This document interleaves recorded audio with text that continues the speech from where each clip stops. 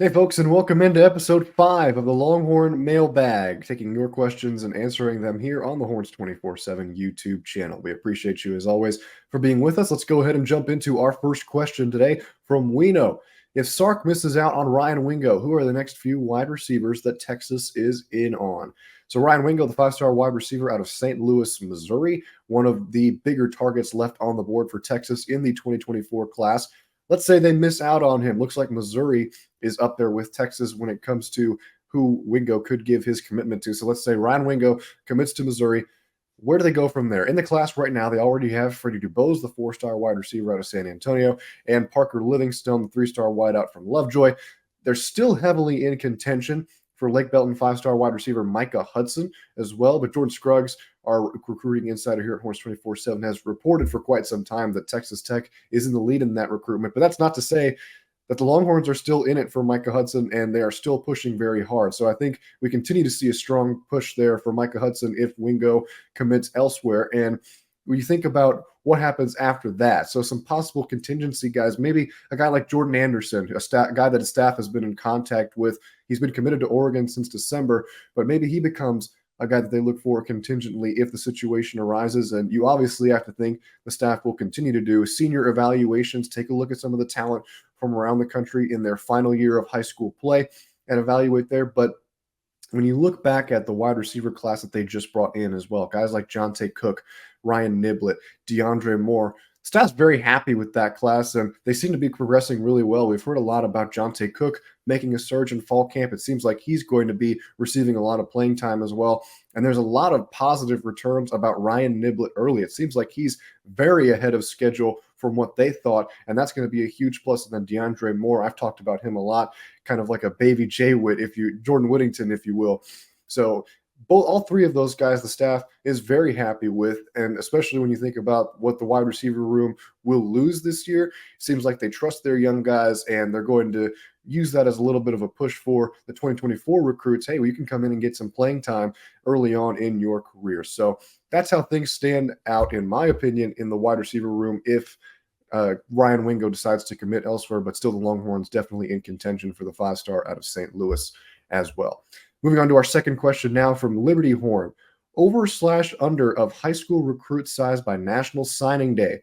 Out of the known recruits we've discussed and for whom we seem to have a decent chance, seems like we'll end up somewhere around 22. So I'm going to take that as you want to set the over/under at 22, Liberty Horn. And if that's the number that we're sitting at, I'm going to go very slightly under here. I talked with Jordan Scruggs and Hudson Stanish about this a little bit to kind of formulate my opinion. Currently, Texas at 16 commits right now. I think they're still in good contention for guys like Dominic McKinley, Brandon Baker, Ryan Wingo, and Kobe Black. So if they get those four, just as a hypothetical, that puts the class at 20. And after that, I think you see the staff be a little bit more selective. This class was always going to be a bit smaller just because of the amount of talent and players that they brought in that would have an immediate impact on the team last year. So you keep it at maybe 21, 20 in this class, but you make sure that it's selective guys, in which the staff has definitely been doing, as you've seen in the late additions with guys like Colin Simmons, and they want to add more five-star talent like Kobe Black and Dominic McKinley. So more selective here towards the end of the cycle with a smaller class. I'm going to say just slightly under 22 when it comes to National Signing Day, how many commits are in the boat for Texas. Next up from Tip-Off, Texas. Barring injury, name the starting 5 offensive linemen at the beginning of the year and also at the end. So at the start of the season, from left to right, I'm going to go Kelvin Banks, Hayden Connor, Jake Majors, DJ Campbell, and Christian Jones. Now, for the end of the season, I really think it stays the same. I don't think they're, barring any injuries, of course, I don't think you're going to see too many changes to the offensive line. I think there's a solid 5 right there. What you will see, though, is a lot of rotation. I think that Kyle Flood's going to want to get guys snaps and want to get guys some more experience in different spots. We've talked about Cole Hudson at center, Cam Williams over at right tackle, Nato Omeozulu shifting into a guard spot. Those guys need to get snaps under their belt and will be getting that valuable experience so that they want to stick around. They're enticed to stick around when maybe transfer portal season comes around, and you want to keep those talents with you on the team. Kyle Flitz talked about how they want to go 8 deep at the offensive line position and that they're nearing that point. You can't play 8 offensive linemen on the field at one time, so you want to make sure that you get in your guys' snaps so they have experience under their belt, and when the time is called, they're ready to go for starting position. So some other nuggets to keep an eye on there. Trevor Gooseby, the true freshman, running ahead of schedule, was starting with the twos over at left tackle. So something to keep an eye on here in the future. Not saying that he'll get a bunch of playing time this year. Obviously, Kelvin Banks, pretty solid over there at left tackle, the All-American, but something to keep an eye on for the future. Trevor Gooseby running with the twos ahead of schedule for sure. Next question coming up from Average Jack. Will Texas be ready for a mobile quarterback if Jalen Milroe starts for Alabama in week number 2? Well, this is a subjective question, so I think it comes down to how much do you trust the Texas defense to stop the run game? Last year, Texas 33rd in rushing defense, and I think that they will be around that metric or even maybe a little bit of improvement this year. They lose Moro Ojimo and Keandre Coburn in the middle of that defensive line, which is massive. But I think they still have some good talent coming back in Byron Murphy, Devondre Sweat. Alfred Collins sounds like he has had a phenomenal fall camp. So if he continues to develop and he has a big breakout year, I think that makes your run defense a lot better. And then you look at the edges, guys like Ethan Burke, Justice Finkley, who are going to get snaps along the perimeter of that defensive line. I think they'll do a good job of plugging up the run game. But if Jalen Milroe starts at quarterback for Alabama, it's a +1 when it comes to rushers, just because you can always have that option play where if Jalen Milroe just wants to tuck it and keep it, he's very dangerous with his legs. I watched him play in high school at Katy Tompkins, and it was just unreal to watch sometimes what he was able to do at his size. So you might be good at stuffing the ball up the middle if inside runs, trying to get it down the throat of the defense. You might see Texas succeed there, but do you see them with that same success if Jalen Milroe takes it to the outside and works in open space? I think that Texas can be good at stopping that, but it's also Jalen Milroe, one of the freakiest athletes out there in college football, so I wouldn't bet against him either. So I think that's definitely going to be an interesting matchup to watch for in week 2 if Jalen Milroe gets the start, which my gut tells me that he will.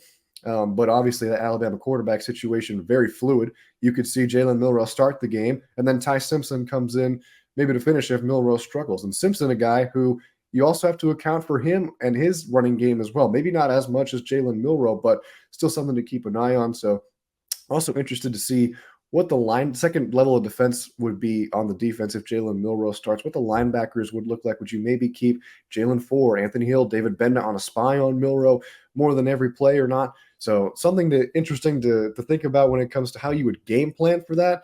But nonetheless, Jalen Milroe, very dangerous in that quarterback position, especially when he gets his feet moving. So we'll keep an eye on the quarterback competition over there at Alabama to see who the Longhorns will face in week number 2 in Tuscaloosa. All right, our final question today coming from the Bevo Life and SEC 29U. I kind of both had more or less the same question, so I combined it into one and gave you both credit. What would constitute a successful season for Texas? Obviously, this is another subjective one. Your opinion might be different than mine, but in my take, when it comes to what means success for Texas this year, when you consider the depth they have on the roster, the talent that they have on the roster that hasn't been there in a long time, and you also consider the field in the Big 12, I think you're looking at at least a conference championship game berth and probably a conference championship game win. I think that's the expectation right now, and rightfully so. This is a Texas team that, considering everything around the program and around the conference in the Big 12, should be in Arlington at the end of the season. So what does that look like? Maybe a 10-win regular season with one conference loss, and you make the championship game. Maybe 9 regular season wins with 2 conference losses, and you're still probably there. I think making that game is going to be the all-important aspect of whether or not this season can be deemed a success or not. Just because it's your last year in the conference, you want to make a statement as you jump to the SEC, a much more difficult conference without a doubt from head to toe. So have to go out on the last year on a bang. I think anything above that, like college football playoff berth, if that was to happen, I think you'd be overachieving there when it comes to expectations, in my opinion. But certainly it's a possibility. This is college football. Anything can happen. And especially if, I think everything lies in week 2 against Alabama. That's going to be a huge test point for Texas, as if you all didn't already know that. I don't have to tell you that again. But nonetheless, that's going to be our real first look at where this team is at heading into the rest of the season, and then you can kind of judge from there what your expectations would be. But right now, preseason, I think a conference championship berth and win is going to be the bar, for lack of a better term, and that would really constitute a successful season for Texas, in my opinion. That's going to do it for episode 5 of the Longhorn Mailbag. Thank you so much for joining us here on the Horns 24/7 YouTube channel. Be sure to subscribe and like the video, and also turn on the notifications on the channel so you can know when new content comes your way. And as always, keep an eye on the horns247.com board every week to know when the question drop thread opens up for the mailbag for a chance to have your question answered here on next week's episode. For the rest of the crew, I'm Tommy Yarrish. Thanks for being here, and we'll see you next time.